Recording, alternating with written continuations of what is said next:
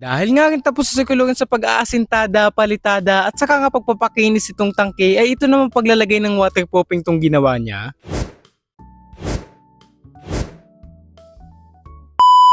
Maaga pa nga lang ay hinalo na nga ni Kulorin itong waterproofing para maaga-aga pa nga rin siya makapagsimula sa paglalagay nga nito. Sa paghahalo nga nitong waterproofing ay naglagay lang si Kulorin ng 4 na kilong semento sa isang timba nga nito. Pagkatapos nga niya itong malagay ng semento ay sinimulan niya na nga itong haluin. Ang ginamit niya na nga panghalo dito ay itong ambarina para nga daw ay mas durug na itong semento dito nga sa waterproofing. Unti-unti nga rin ni Kulorin ang paglalagay nitong semento para nga hindi gaanong kabigatan dito nga sa panghalo. Kasi nga sa dulo nga nitong barina ay ang ginamit lang niyang pinakapanghalo ay itong ang wire whip o yung ginagamit nga rin sa itlog. Hinalo-halo nga rin lang ito ni Kulorin ng mabuti at mamaya-maya nga rin ay pumasok na rin siya dito sa loob ng tangke para nga ay simula na ang paglalagay nito. Inuna nga ito ni Kulorin pinakang loob kasi yung labas nga nito ay hindi pa nalalagyan ng palitada o yun ngang makinis. Sobrang late na late nga rin lang talaga ako nakakapag-post ng mga videos ko kaya naman nga kahit tapos na ni Kulorin gawin ay ngayon ko palang naipopost. Kasi naman nga no mga nakaraang araw at hanggang ngayon tuwing hapon nga dito sa amin ay umuulan. Kung tatanungin nyo nga kung anong connection nun dito nga sa amin ay sobrang layo talaga ng signal kaya naman nga hindi makapunta doon kapag umuulan. Dahil nga sa malayo yun ay pumupunta lang din talaga ako doon kapag nga mag-upload lang ako ng mga videos. May wifi din naman sa bahay kaya nga lang ay pang messenger lang yun at pang Facebook kasi hindi rin talaga kaya kung mag-upload. Yan nga din lang ang problema dito sa probinsya kasi kailangan mo pang pumunta kung saan saan para nga lang makahanap ng signal. Hindi rin naman din basta-basta makakapagpakabit nga dito ng wifi kasi malayo na nga rin ito sa highway. Balik nga tayo dito sa ginagawa ni Kuya Lawrence tapos niya na nga lagyan yung kabila at itong kabila naman. Nagkulay light blue na nga rin ito parang pintura pero hindi pa talaga yan yung totoong kulay niyan kasi magkukulay semento yan kapag natuyo. Kung nakakarinig nga kayo ng mga ibon minsan sa mga videos ko kapag nagmo-voice over ako napakaraming dumadaang ibon dito sa amin. Kulang nga daw ito sa semento kaya naman nga umahon muna si Kuya Lawrence para nga dagdagan ulit ito ng semento. Pagkatapos nga ni Kuya Lawrence ito malagay ng semento ay hinalo-halo lang ulit niya. Bali 3